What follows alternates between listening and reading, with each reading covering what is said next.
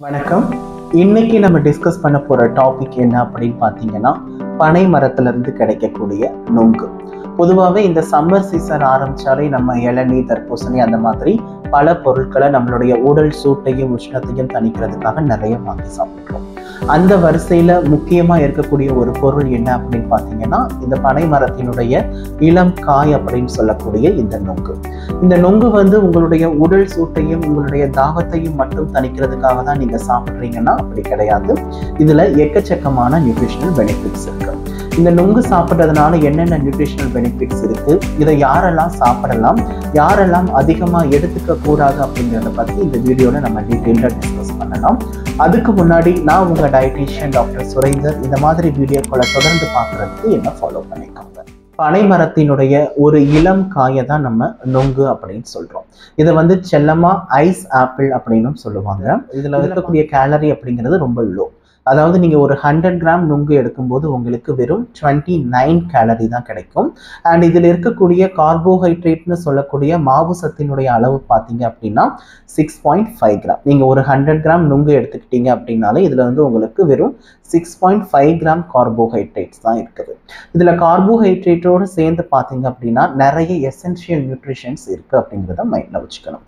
குறிப்பா இதுல பார்த்தீங்கன்னா வைட்டமின் பி அதிகமாக காணப்படுது, கால்சியம், பாஸ்பரஸ், ஜிங்க் அந்த மாதிரி நிறைய மினரல்ஸும் இதில் அதிகமாக காணப்படுது.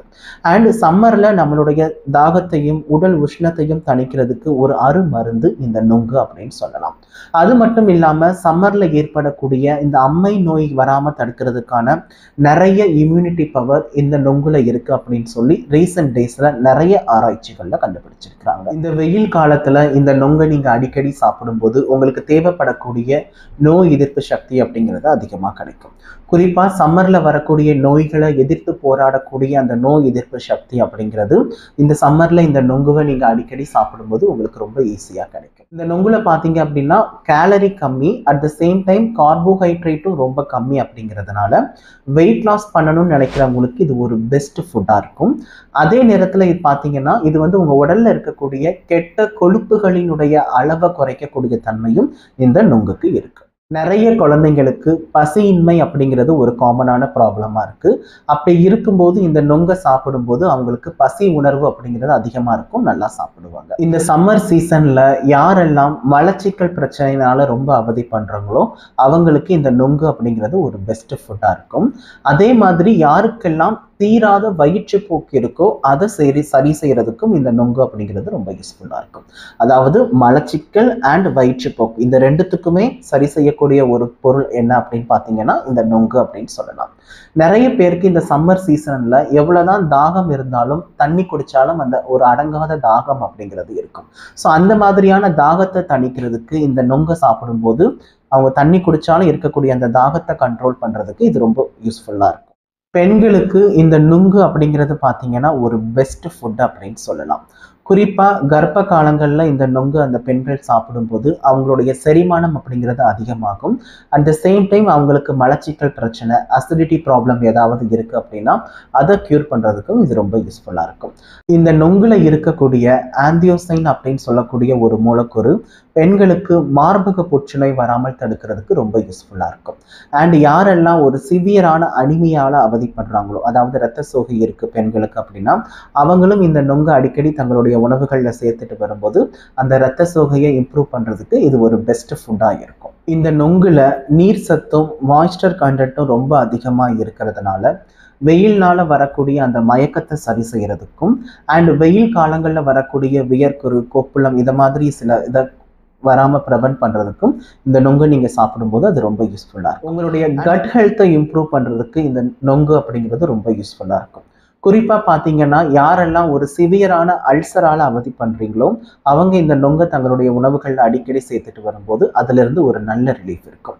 ஒரு சிலர் வெயில்ல அதிகமா அலையிறதுனால இல்ல அதிகமா தண்ணி குடிக்காததுனால பாத்தீங்கன்னா இந்த சம்மர்ல நீர்க்கடுப்பு அப்படிங்கிறது அடிக்கடி இருக்கும். அந்த சிவியரான நீர்க்கடுப்பை சரி பண்றதுக்கு இந்த நொங்கை இளநியோட சேர்த்து அவங்க சாப்பிடும்போது அதுல இருந்து ஒரு நல்ல ரிலீஃப் இருக்கும்.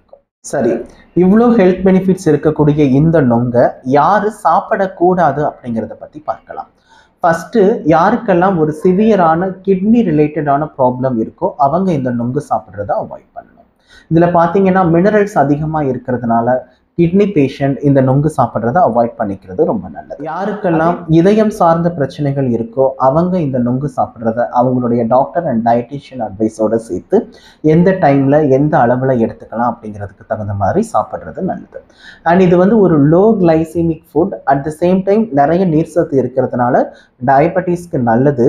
ஆனா டயபெட்டிஸ்க்கு நல்லது அப்படிங்கிறதுக்காக இதை நீங்க அதிகமாகவும் சாப்பிடக்கூடாது. வீக்லி ட்வைஸ் ஆர் த்ரைஸ் ஒரு 100 கிராம் இருக்கிற அளவுக்கு நீங்க சாப்பிட்டீங்க அப்படின்னா போதுமானது. யாருக்கெல்லாம் அன்கண்ட்ரோல் டயபெட்டிஸ் இருக்கோ அவங்க இதை அவாய்ட் பண்றது ரொம்ப நல்லது. அடுத்து பாத்தீங்க அப்படின்னா லிவர் சார்ந்த பிரச்சனைகள், கல்லீரல் சார்ந்த பிரச்சனைகள் யாருக்காவது இருக்கு அப்படின்னா அவங்களும் இதை சாப்பிடக்கூடாதுன்னு கிடையாது. அவங்களுடைய டாக்டர் அண்ட் டயட்டிஷியன் அட்வைஸ்க்கு தகுந்த மாதிரி என்ன டைம்ல எப்போ எந்த அளவுல எடுக்கணுமோ அதுக்கு தகுந்த மாதிரி சாப்பிட்றது நல்லது. சில வயதானவர்களுக்கு பார்த்தீங்க அப்படின்னா அந்த செரிமானம் சார்ந்த பிரச்சனைகள் அதிகமாக இருக்கும். அப்படி செரிமானம் சார்ந்த பிரச்சனைகள் வயதானவர்களுக்கு அதிகமாக இருக்கு அப்படின்னா இந்த நொங்குல இருக்கக்கூடிய மேல் தோலை ரிமூவ் பண்ணிட்டு அந்த சொலையை மட்டும் சாப்பிட்றது நல்லது. இவ்வளோ ஹெல்த் பெனிஃபிட்ஸ் இருக்கக்கூடிய இந்த நொங்கை இந்த சம்மர்ல நீங்களும் சாப்பிட்டு பயனடைங்க. இன்னைக்கு இந்த வீடியோ பயனுள்ளதா இருக்கும் நம்புறேன். அடுத்த ஒரு வீடியோல பார்க்கலாம். நன்றி.